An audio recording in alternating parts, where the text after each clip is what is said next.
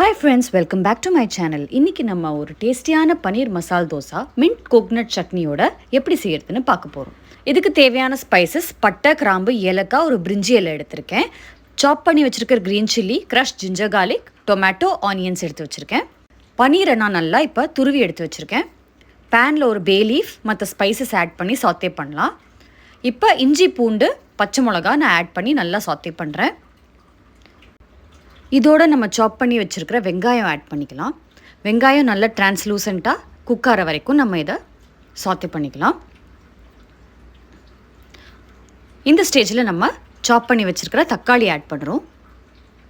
அதோட கொஞ்சம் மஞ்சப்பொடி, ஜீரகப்பொடி, மல்லிப்பொடி, கொஞ்சம் காரப்பொடி ஆட் பண்ணிக்கலாம். கொஞ்சம் லைட்டாக வாட்டர் ஆட் பண்ணி இதை நல்லா நம்ம மேஷ் பண்ணிக்கலாம். இந்த ஸ்டேஜில் காஷ்மீரி சில்லி பவுடர் வேணால் கலருக்கு ஆட் பண்ணிக்கலாம். சால்ட் தேவையான அளவு நம்ம ஆட் பண்ணிக்கலாம்.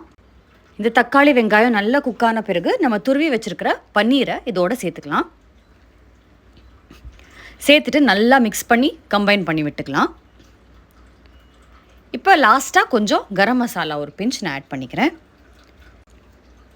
இப்போ ஃபைனலாக கொத்தமல்லி தூவி கார்னிஷ் பண்ணி எடுத்து வச்சுக்கலாம். இப்போ நம்மளோட பன்னீர் ஸ்டஃபிங் ரெடி. அடுத்தது இதுக்கான நம்ம மின்ட் சட்னி எப்படி பண்ணுறதுன்னு பார்க்கலாம். கடாயில் நல்லெண்ணெயில் கொஞ்சம் கடலைப்பருப்பு, 8-10 பல் பூண்டு, ஒரு பச்சை மிளகா, காரத்துக்கு ஏற்ற மாதிரி நான் எடுத்திருக்கேன். இப்போ இந்த ஸ்டேஜில் வாஷ் பண்ணி வச்சுருக்கிற புதினா இலையை நம்ம ஒரு ஹேண்ட்ஃபுல் ஆட் பண்ணியிருக்கோம். இந்த புதினா இலை சுருங்கி வர ஸ்டேஜில் டொமேட்டோஸ் ஆட் பண்ணி டொமேட்டோஸ் மேஷ் ஆகிற வரைக்கும் நம்ம சாத்தே பண்ணிக்கலாம். ஃபைனலாக சால்ட் ஆட் பண்ணி ஸ்டவ் ஆஃப் பண்ணிவிட்டு துருவின தேங்காய் ஆட் பண்ணிக்கலாம். இப்போ இதை நல்லா கலந்து விட்டு நம்ம ஆற விட்டுடலாம்.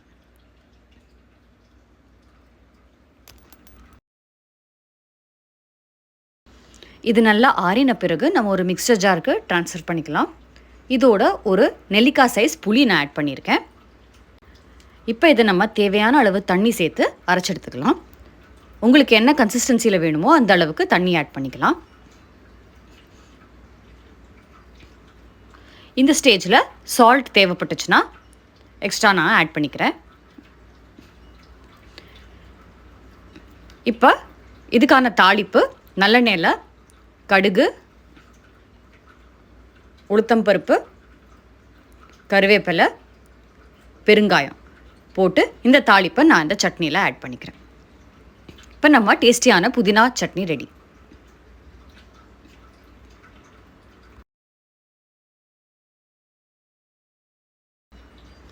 இப்போ நம்ம தோசையில் எப்படி இந்த பன்னீரை ஸ்டஃப் பண்ணுறதுன்னு பார்க்கலாம். என்னோடய பையனுக்காக நான் தோசை சின்ன சைஸில் இப்போ காயின் சைஸில் வாத்துருக்கேன்.